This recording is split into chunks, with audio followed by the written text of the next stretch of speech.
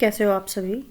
इससे पहले वाली वीडियोज में हमने पढ़ लिया है कि वे कैसे पोर्तुगीज भारत में आते हैं और कहाँ कहाँ पे उनकी सेटलमेंट होती है, कैसे वो सुल्तान ऑफ बीजापुर से गोवा को कैप्चर करते हैं, कैसे वो बसीन को कैप्चर करते हैं।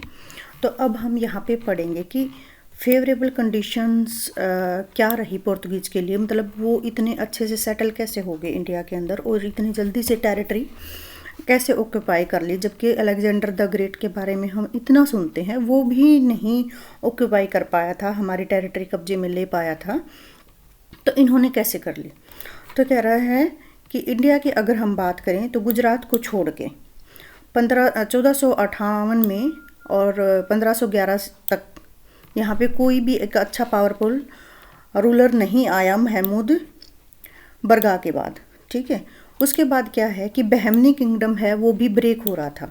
ठीक है, वो भी छोटे छोटे टुकड़ों में टूट गया था, वहाँ पे भी सक्सेशन उत्तराधिकार की लड़ाई चल रही थी।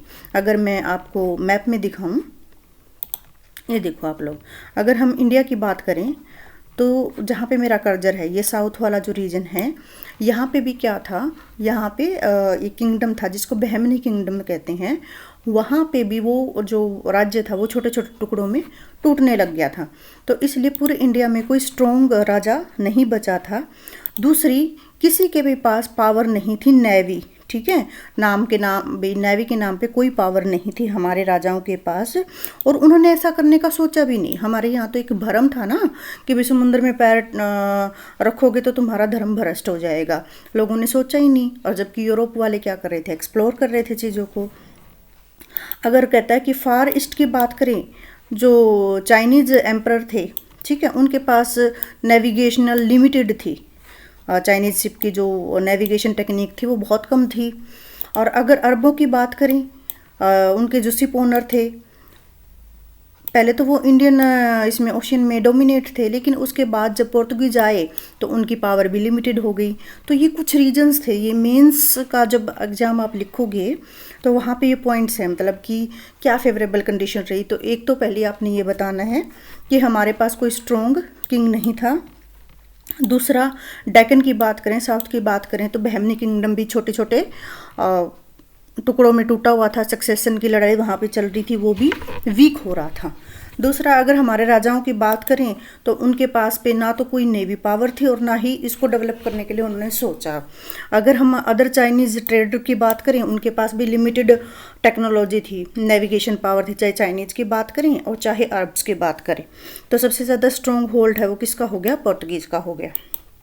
ओके, फिर हम बात करते हैं पोर्तुगीज़ स्टेट। एक बात यहाँ समझने वाली है और बड़े अच्छे से समझनी है।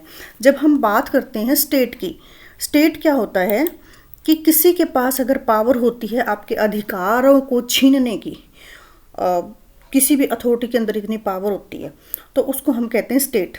जैसे कि मैं आपको एग्जांपल दूँ, किसी भी स्टेट में, इंडिया की बात करें, चाहे यूपी, हरियाणा, पंजाब, कहीं की भी हम बात करें, तो स्टेट में क्या आएगा, जैसे किसी राज्य का सीएम होता है।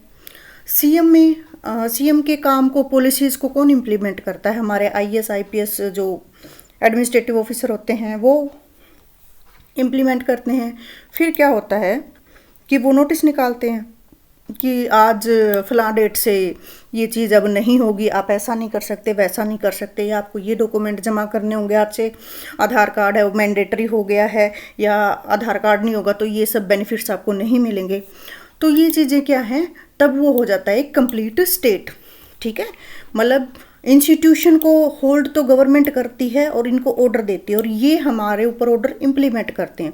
तो ये हमारे अधिकार हैं, वो कर्टेल कर लेते हैं। तो ये कह रहा है कि अगर पोर्तुगीज़ को एज ए स्टेट के रूप में देखें तो कैसे देखोगे आप। मैंने आपको बताया कि सुल्तान ऑफ बीजापुर से 1510 में गोवा ले लिया था। तो गोवा में तो ये पूरी तरह से राज करने लग गए, तो वहाँ पे ये स्टेट थे, मतलब वहीं के ये राजा थे। जैसे आज की आप अगर बात करें तो किसी स्टेट के राजा कौन होता है, सीएम होता है। ठीक है, उसके नीचे जो काम करने वाले अधिकारी हैं, जो इंस्टीट्यूशन है, उनको हम स्टेट बोलते हैं। ओके, तो कह रहा है कि जो जनरल टेंडेंसी रहती थी पुर्तगालियों की, वो ये थी कि इंडिया में स्ट्रॉन्ग होल्ड करना है, किसका, state of Portuguese of India बना के रखना है। क्यों करना है, क्योंकि हमारे यहाँ से इनको बहुत ज़्यादा बेनिफिट हो रहा था ट्रेड में। और बहुत सारे कोस्टल एरिया की बात करें तो वो पोर्तुगीज के अंदर आ गए थे 15 ईयर्स के अंदर अंदर, जब वास्को डी गामा आया था भारत के अंदर। अब पोर्तुगीज ने कह रहा है कि 60 miles off the coast around Goa, मतलब गोवा के 60 माइल्स का एरिया है वो अपने अंदर ऑक्यूपाई कर लिया था। अगर वेस्ट कोस्ट की बात करें, मुंबई टू दमन और Diu to approaches to Gujarat, मतलब वेस्ट कोस्ट में मुंबई से दमन, दीव और गोवा वाला ये रीजन है इन्होंने ऑक्यूपाई कर लिया था। ओके, अगर साउथ की बात करें तो बहुत सारे सी पोर्ट हैं, उनको इन्होंने किलाबंदी कर ली थी, उनको ट्रेडिंग पोस्ट बना दिया था। कई बार एग्जाम में पूछ लिया जाता है कि मैंगलोर, कैनोर, कोचिन और ये कैलिकट हैं, ये क्या थे? ट्रेडिंग पोस्ट थे, किसके? पोर्तुगीज के।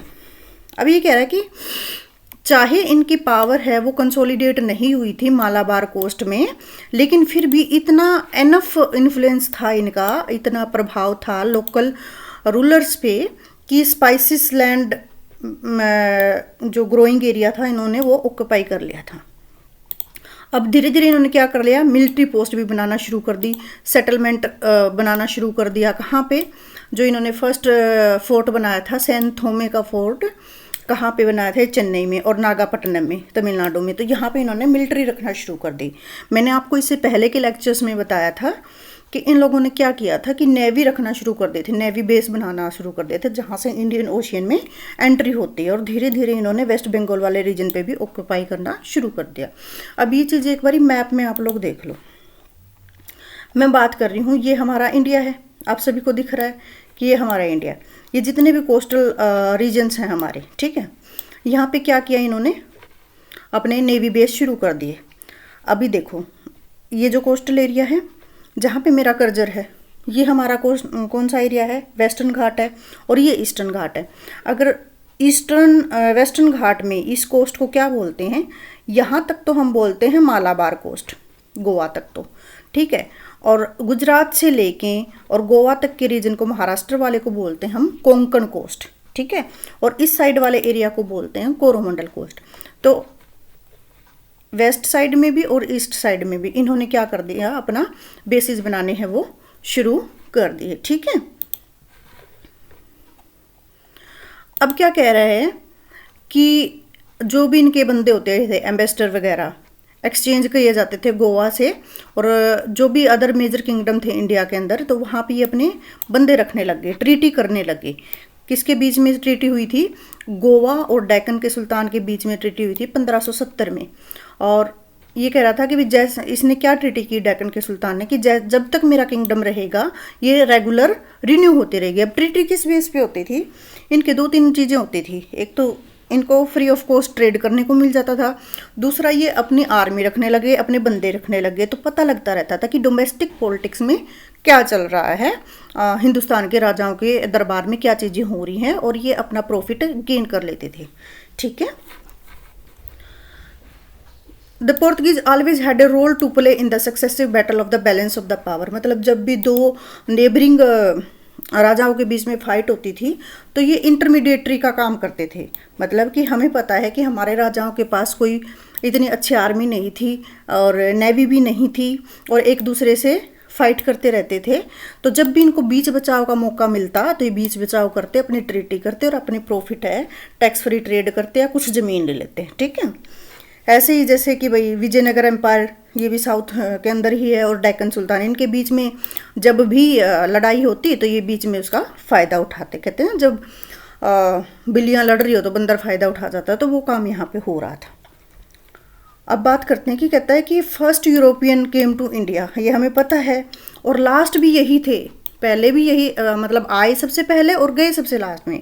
सोचने वाली बात ये है कि हमारा इंडिया 1947 में फ्री हो गया था, आज़ाद हो गया था, और ये लोग 1961 में इन्होंने दमन दीव और गोवा छोड़ा था। इतना मतलब फाइट करनी पड़ी थी हमारी गवर्नमेंट को।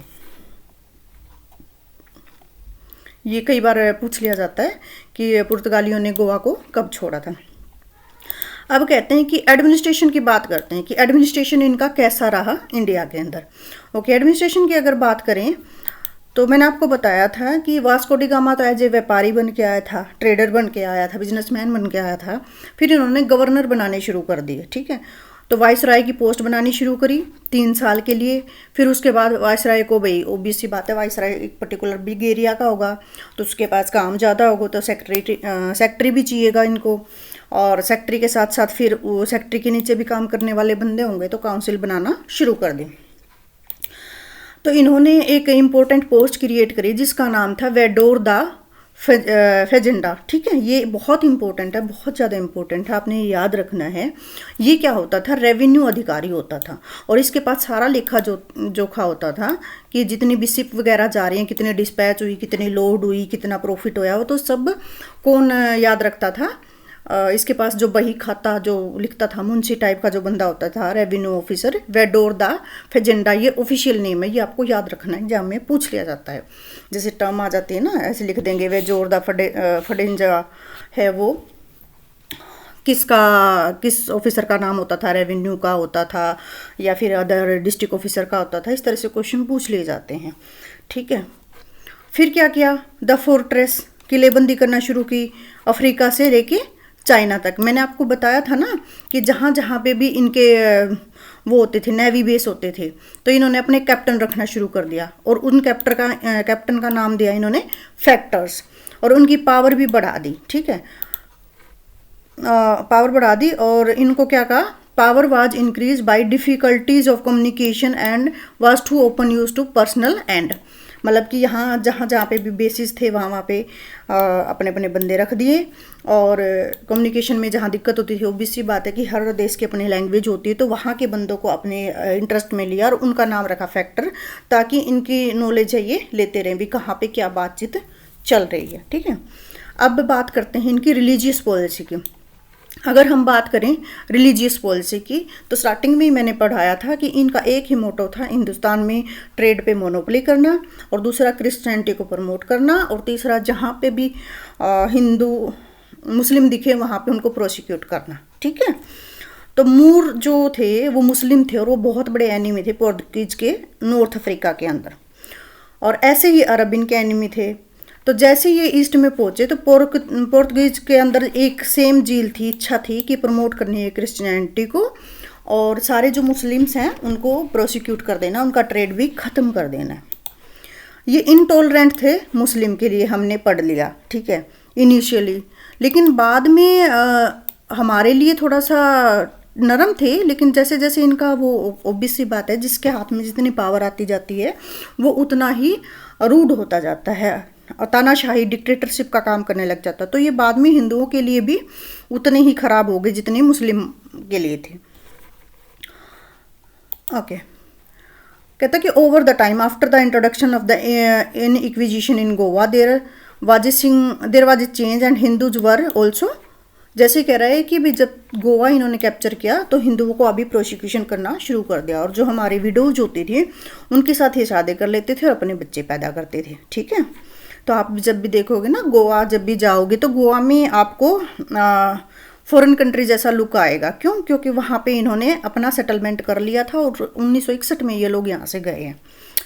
But spite in this intolerance behaviour, कहता है कि भी इतना ख़राब बिहेवियर था उस टाइम जो अकबर के कोर्ट में। अकबर क्या था, हमारा बहुत बड़ा एक सेकुलर किंग माना जाता है मुग़ल एम्परर के दौरान, ठीक है।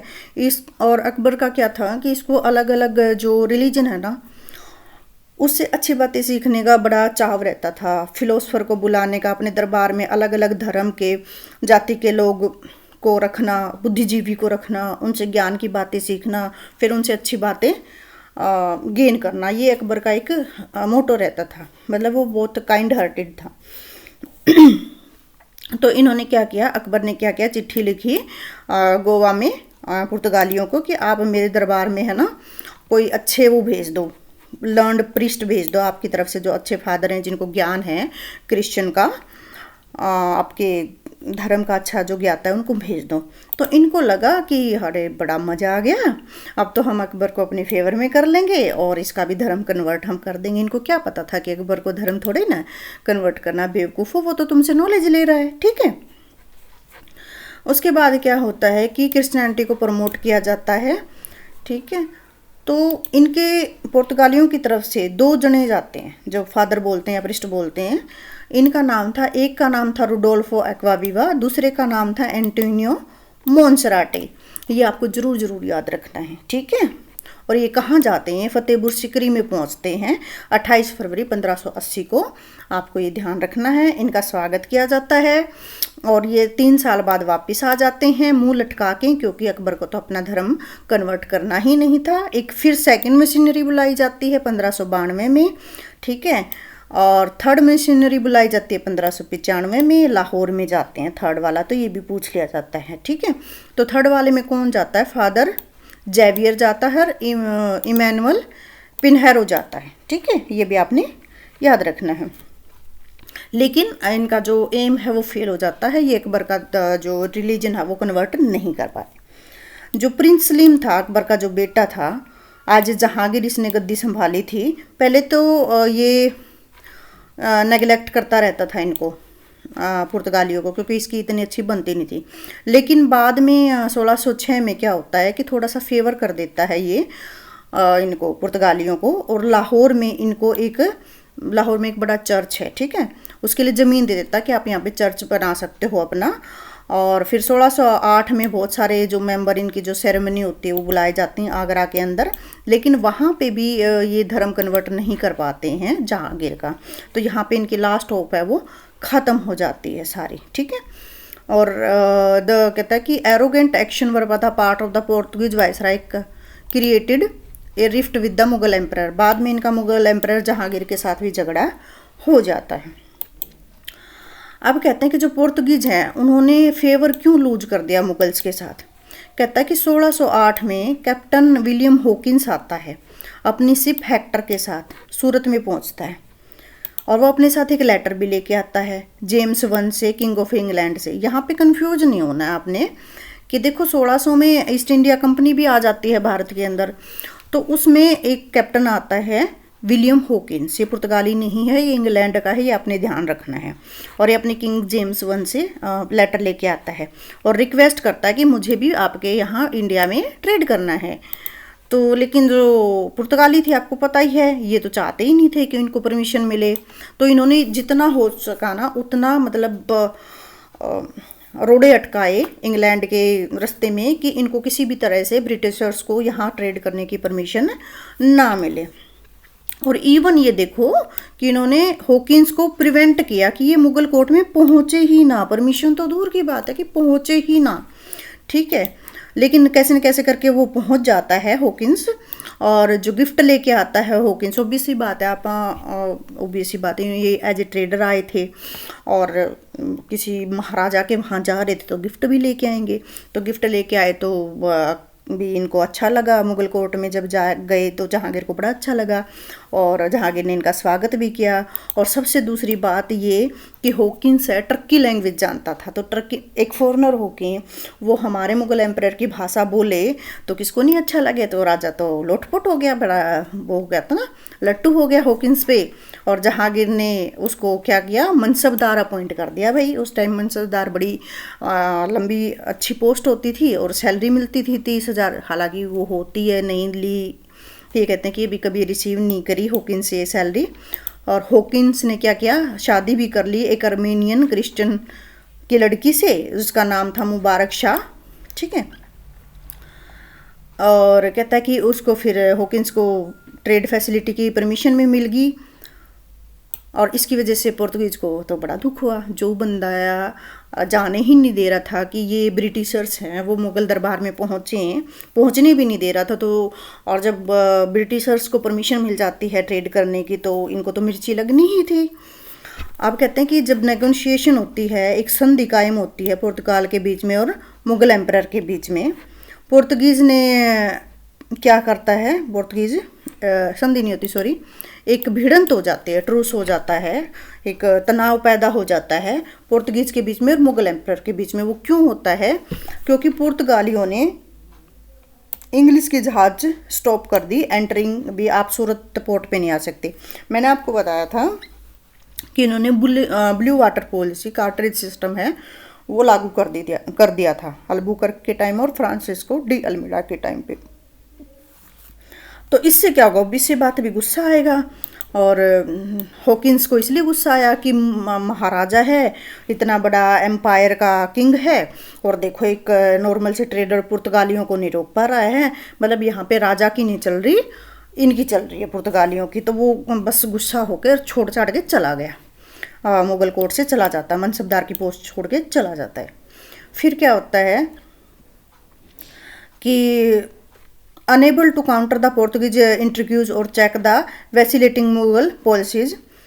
मतलब वैसिलेटिंग मुगल पॉलिसीज मतलब कि जो ढिलमुल रवैया था इनका राजा का, तो पसंद नहीं आता हॉकिंस को, छोड़ छाड़ के चला जाता है। कहता है कि 1612 में फिर दूसरी शिप आती है, कौन सी, जिसका नाम है ड्रैगन, और हॉकिंस कौन सी लेके आया था, हेक्टर। और captain best along with the little ship, जिसका नाम था, एक छोटी जहाज आती थी जिसका नाम था ओसिएंडर। मतलब कि एक दूसरा बेड़ा आता है ब्रिटिशर्स का 1612 में इंग्लिश शिप लेके, जिसका नाम था ड्रैगन, और दूसरी छोटी सी शिप और थी ओसिएंडर। ये नाम पूछ लेते हैं तो याद रखने हैं। तो सक्सेसफुली फोर्ट ए पोर्तुगीज फ्लीट, और इस तरीके से वो लड़ जाते हैं पुर्तगालियों के साथ। Jahangir who had no navy worth its time learn of English success over the gently great impressed. अब सोचने वाली बात है, देखो थोड़ा सा समझो चीज़ों को। जब पुर्तगाली आए तो हमारे पास कोई नेवी नहीं थी, तो पुर्तगालियों से हिंदुस्तान के जो लोकल रूलर्स थे वो इम्प्रेस थे।